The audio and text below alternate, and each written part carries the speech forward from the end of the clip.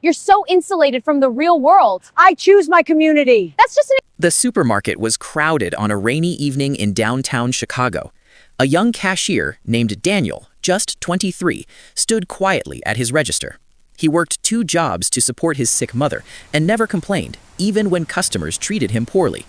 That evening, an exhausted elderly woman with worn shoes and a faded coat stepped up to his counter. Her hands trembled as she unloaded a few basic groceries: bread, soup, milk, and a small pack of chicken. Behind her stood a sharply dressed woman in her 40s, holding a luxury handbag and checking her smartwatch impatiently. When Daniel gently informed the elderly woman that her card had declined, her face turned pale. She whispered, "I'm so sorry. I must have miscalculated." Embarrassed, she began removing the chicken from the counter. The well-dressed woman behind her rolled her eyes loudly. "This is ridiculous. If you can't afford it, don't shop. Some of us have important places to be." Daniel felt a knot in his chest. Without hesitation, he quietly scanned the chicken again and said softly, "It's covered, ma'am. Please take it." The elderly woman looked up at him with watery eyes. "Son, I can't let you do that." He smiled gently. "It's all right. My mom always says kindness comes back around." The impatient woman scoffed. "You'll never get anywhere in life giving handouts. That's not how the real world works." Daniel said nothing. He simply wished the elderly woman a good evening as she left, repeatedly thanking him.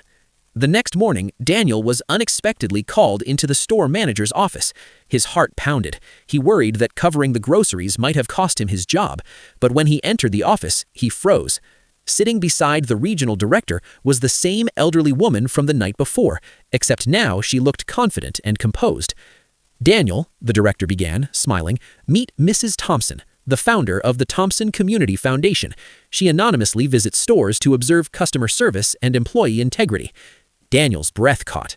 Mrs. Thompson stood up and held his hands warmly. "Young man, I built my foundation on the belief that character matters more than profit. Last night, you didn't just help me, you protected my dignity." She turned to the manager. "I'd like to sponsor Daniel's education and offer him a paid internship with our foundation." Daniel's eyes filled with tears. As he walked out later that day, he passed the sharply dressed woman from the previous night. She sat in the waiting area, looking anxious. The manager quietly informed him she had been let go from her corporate job that morning due to complaints about her behavior toward staff. Life has a strange way of revealing who we truly are.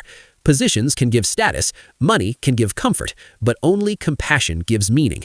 And sometimes the smallest act of kindness can change a life, especially your own.